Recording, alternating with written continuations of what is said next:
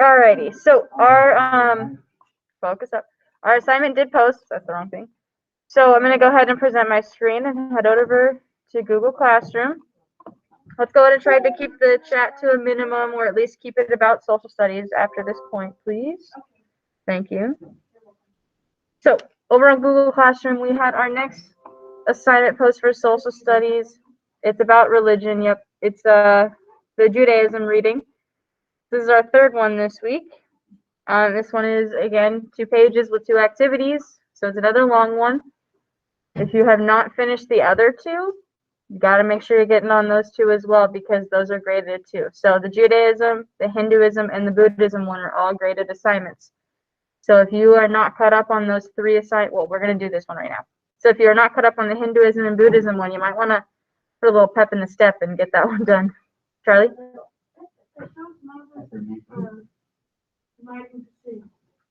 It does? In the pictures? That's cool. Yeah. Cool. Let's go ahead and Let's read out loud. no focus. Last warning in class.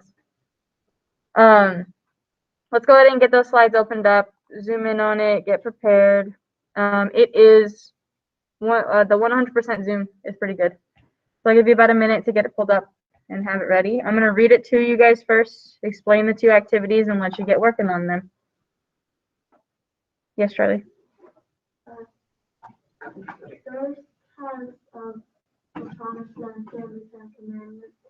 Yeah, Judaism is very similar to Christianity. There's just some subtle differences. Yeah. How do they believe in Jesus? They believe in Jesus in a different way.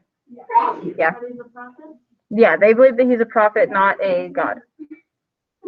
Wait, Jesus is a god? Or how, I don't know.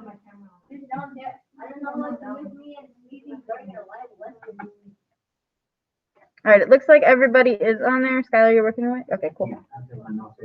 Oh, okay, here we go. So, all right, I'm gonna start reading it. All right, Judaism. We have the history, the beliefs, and the practices. Our first paragraph says, Judaism, wow, I said that really weird. Judaism began with Abraham, a man who lived more than 4,000 years ago. When Abraham and his wife were very old and childless, God established a covenant or a contract with Abraham to make him the father of the Jewish faith. This covenant promised to make the descendants of Abraham as plentiful as the stars in the sky. Abraham believed God and had a son named Isaac. Okay. Oh, that's a cool story about Isaac. So, Abraham was a really old dude. Right. He wanted to have like a kid. He was like really old. And finally he got a kid because he listened to God a lot. So to see what he if Abraham would actually listen to God, like go sacrifice his son and when he sacrificed the sheep and stuff. Well, he went to the sacrifice his son, and then God said that you are worthy. And saved Isaac, right? That's cool. So he didn't blame Isaac. That is good. Yeah, he was testing him to see if he would believe in. Yeah, good. All right, our next one, the Exodus. In 1250 BCE, the Israelites found themselves in Egypt serving as slaves. Moses, an Israelite, was adopted by the pharaohs, or the king's sister. Raised in the royal household, Moses is given much authority. Hebrews believe God told Moses to ask the pharaoh to release the Israelites. When Pharaoh refuses, God sent a series of 10 plagues, or times of difficulty. Wait, actually, it's 20 plagues. Okay, I don't know if it was. I'm sure there's probably different numbers depending on the different stories that you hear. I'm not going to say that I know everything about Judaism, so I'm going to read what it says and we're going to go with that for today, okay? These included floods, frog infestations, and hail. The last plague happened one night when all of the firstborn Egyptian sons died, while all of the Israeli firstborn sons were spared. With the death of his own son, Pharaoh agreed to let Moses and the Israelites leave Egypt. However, Pharaoh changed his mind once the people had left. When the Israelites reached the Red Sea, the Egyptians were close at hand. God allowed all of the Israelites to cross safely, but closed the Red Sea upon the Egyptians. This miracle of the escape of the Israelites and the parting of the Red Sea is known as the Exodus. So all these people were under Egyptian rule, serving as slaves and stuff. Yep. And Moses was able to get them freed and back to their promised land. I'm assuming they went back to their promised land. I think they were in Jerusalem or different places. I think so too. And then They were helping build. I think they did something.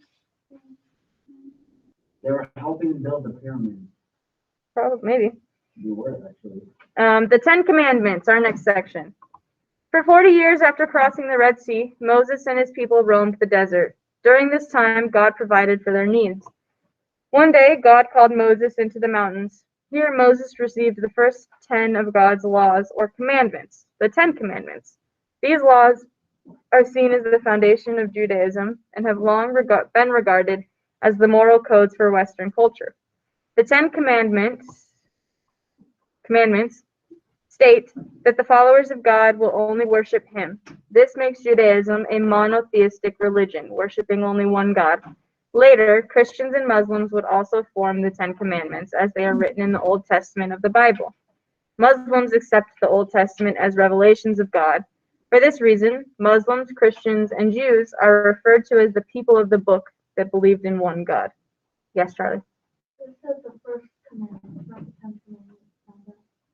Oh, sorry. So they have their 10 Commandments. I think it's listed right there on this picture. If you zoom in, you should be able to read the 10 Commandments. Okay. Our next paragraph, the Promised Land.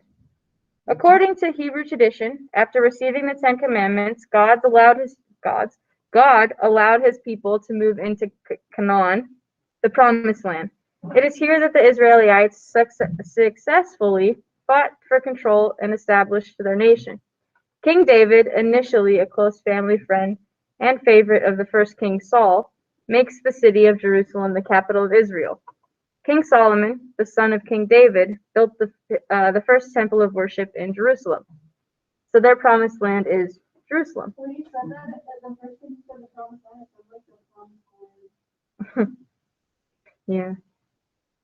Alrighty. Next one.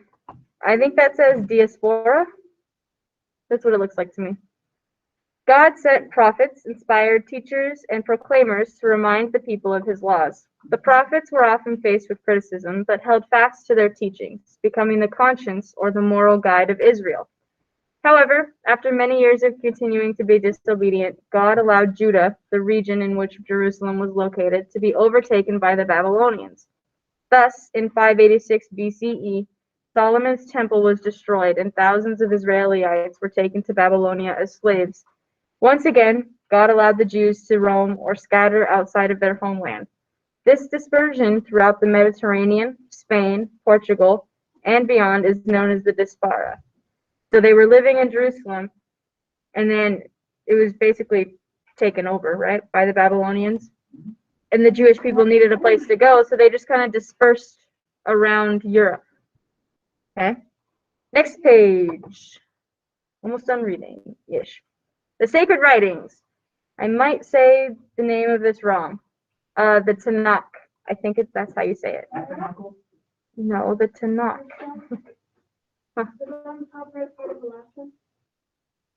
No, it goes down and up. Okay. Yeah. The Tanakh is a collection of holy words held sacred by the Jews.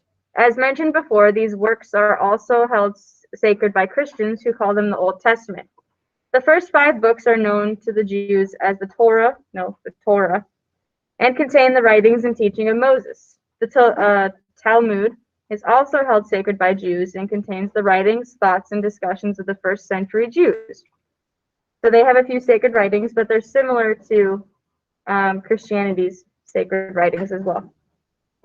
Jewish practices, so how they worship. Jews worship in synagogues where the Torah, thank you, is read. In the synagogue, worship is led by a rabbi or the teacher. The Jewish faith has many types of followers. Some, known as Orthodox, do not allow musical instruments during worship. Progressive Jews allow women rabbis. Hebrew, the language of Judaism, died as a living language. However, in the 20th century, Eliezer ben Yehuda restored the language known today as modern Hebrew. Yiddish is another language spoken by Jews. This language is a mixture of German and Hebrew. Besides the synagogue, the home is very important to Jews. It is here that their faith is shared. Traditions are learned and the family is celebrated. Food is very important to Jewish life. Meals are required to be prepared in kosher or a fit manner in accordance with Jewish law. This often refers to the cleanliness of where the food is prepared or the way the meat is rendered. Throughout the year, Jews observe many holy days and festivals. The Sabbath, or the last day of the week, is celebrated because it commemorates God's day of rest after 6 days of creation.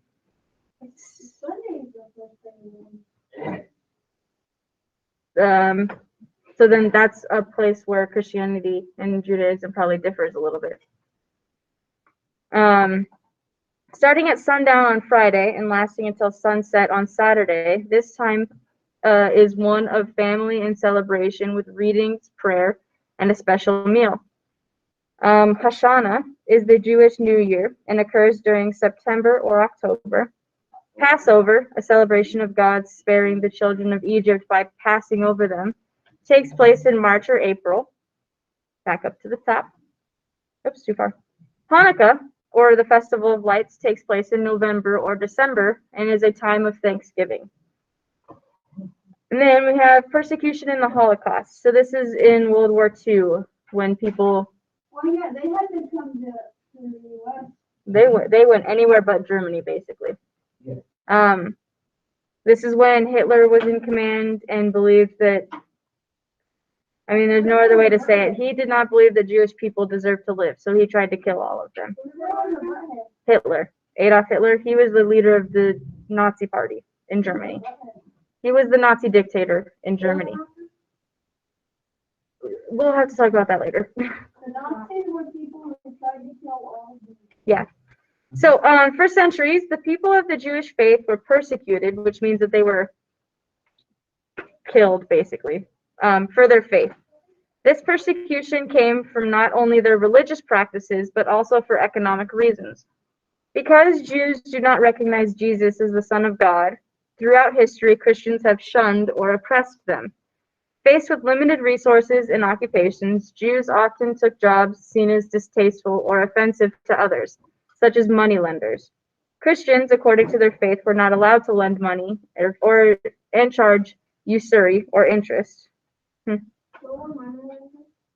People that lent money to other people. Wasn't Theodore Roosevelt the president during World War II? I don't remember. We'd have to look that up. I think he was. Yeah. Therefore, many Jews made their living this way. However, this work often allowed them to become more wealthy than their Christian neighbors, which only added to the hard feelings of persecution the Israelites faced. The worst persecution faced by Jews took place during World War II, when Adolf Hitler, the leader of Germany, killed 6 million Jewish people, many in concentration camps. Known as the Holocaust, this horrific event saw more than 1/3 of the world's Jewish people eliminated. There's a book in the library called Tanakh. Yeah, no, that whole section of history, World War II, is awful. Like, it's very, very interesting to read about, but when you read about it, it's just sad. Hitler was trying to take over the world. He was a dictator. Hitler was just trying to take over the world. He wanted the world to be pure. If you were not, like, Christian, if you didn't have blonde hair and blue eyes, they would probably kill you. Yeah. If you weren't white, yeah. You had to be, like, the perfect person. Yeah. If you were different in any way than what they wanted you to be, no, he has brown hair, he'd be killed. You have to have both. You have to be the perfect person. No. So, anyway, that's not what our lesson's about. So you learn more about World War II in 7th and 8th grade, I believe.